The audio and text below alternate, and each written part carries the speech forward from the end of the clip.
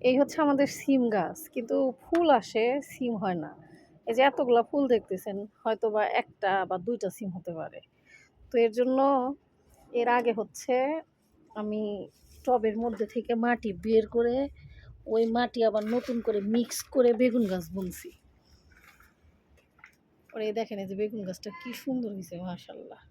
তো এর জন্য আজকে বলছি যে এই যে এই টবগুলার যে মাটি আছে, এই টবের মাটিগুলা সব বের করব।